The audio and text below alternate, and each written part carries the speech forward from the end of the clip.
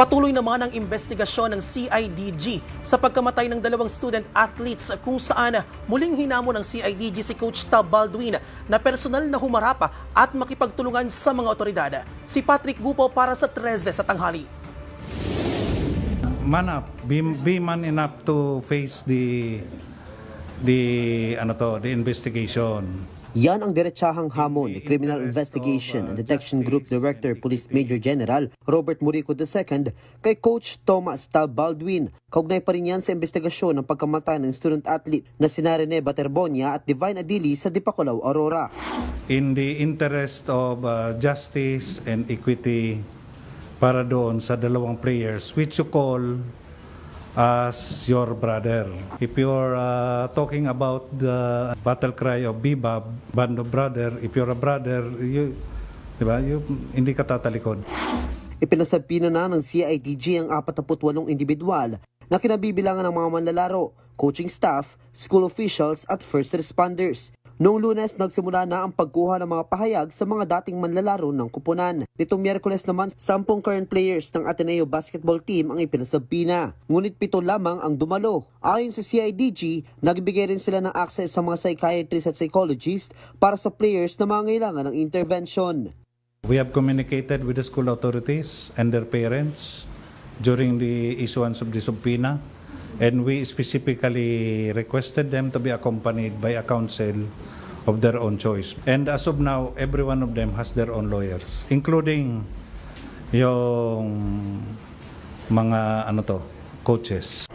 Inaasahan naman ng CIDG ang pagdalo ng iba pang manlalaro sa mga susunod na araw. Naglabas na rin ng CIDG ng panibagong subpoena kay Baldwin kasabay ng paghingi ng mga CCTV at aerial footage para mas mailarawan ang mga pangyayari bago ang trahedya. Lumabas sa inisyal na investigasyon ng CIDG na hindi aksidente ang pagkalunod ng dalawang manlalaro. Dagdag pa ni Murico, hindi sa harap ng resort nangyari ang insidente.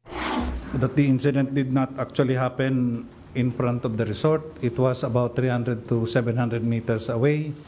The recovery effort was only 300 meters near the resort because they were swept by the current.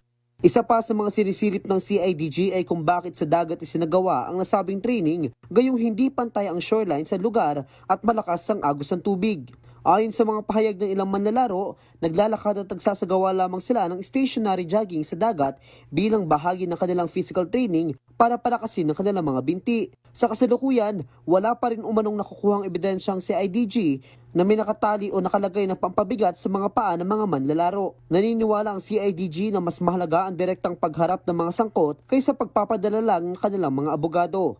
Sending lawyers in behalf of their clients during the investigation and making public statement would not serve the end of justice. Their lawyers cannot answer the questions which are being propounded by our investigators. Sa ngayon, 2 posibleng anggulo ang patuloy na sinusuri ng CIDG, yan ay kung may elemento ng homicide o hazing sa insidente. Naghain na rin ang CIDG na request para sa Immigration Lookout Bulletin kay Baldwin kung hindi ito makikipagtulungan sa investigasyon. Para sa totoong balita sa Bagong Pilipinas, Patrick Gupo ng D1 1206 para sa 13 sa tanghali ng Congress TV.